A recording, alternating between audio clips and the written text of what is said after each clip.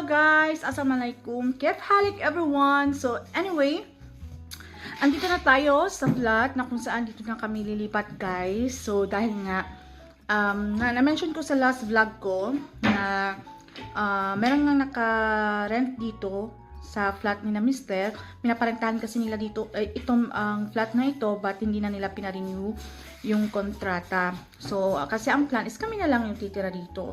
Kasi nga, nasa 6th floor to, and then walang elevator. So, ayan. So, in the future naman, hindi din kami titira dito. Kasi nga, syempre, in the future, pagtatanda na, mahihirapan ka kung walang elevator. So, syempre, may plan tayo na, or hindi pala si mister, para yung, bibili noong flat na, of course, yung with elevator, para easy access.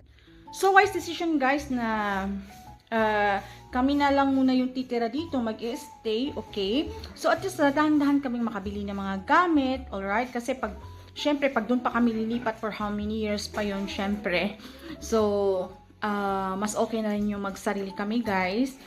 So, pag andun naman si mister sa trabaho niya, babalik siya sa trabaho, so, ganun, doon pa rin ako palipat-lipat sa bahay ni mama. So, for the meantime, ito, papakita ko sa inyo yung aming lilipatan, guys. So, napakagulo for now. So, ang sakit ng ulo ko kung paano ko mag-start. So, papakita ko sa inyo kung gano'ng kagulo for now. So, ayan guys, yung ating sofa. So, binilid namin yan. So, hindi pa namin tinanggal yung cover kasi meron pang gagawin dito sa AC guys. Hindi pa yan tapos. Talyag! Oh my God! Tingnan mo. Down, down, down, down. Tumbotang to. Down, down, down. Taali. Taali. Taali. I'll give you shukot swaya. But if Baba will come. Alright? So, taali.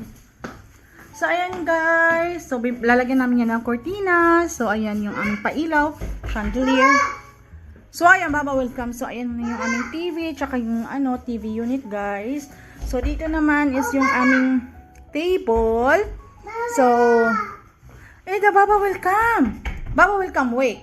So, lalagyan pa to ng glass guys. So, and then, ito yung aming shoe rack. Taali, taali baby. So, ito yung aming mga foam, guys. Ayan, nasa labas pa. So, dito tayo. Taali, Talia. No, taali, mama. Come, please. So, ito yung aking room. So, ayan yung aking room, guys. Taali, Talia. So, ang ingay-ingay ko kasi itong batang to masyadong malikot. Taali, Salma, mama, make hair in the room. So, ito yung aking cabinet, guys. Cabinet namin. So, ito yung aming bed. So, hindi pa yan tapos, guys. Nalagyan pa namin yan dun sa labas. Kasi, meron pa daw gagawin dito. So, hindi pa makapag-start ng linis. So, ito yung aking, so, ayan, guys. Vanity. Vanity, yan. So, dito yung, merong balcony. So, ayan. So, ito yung kabubuan niya.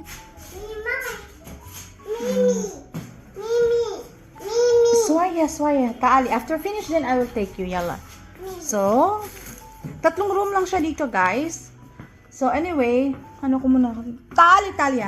So, dito, guys, ito yung kitchen. Ayan yung kitchen.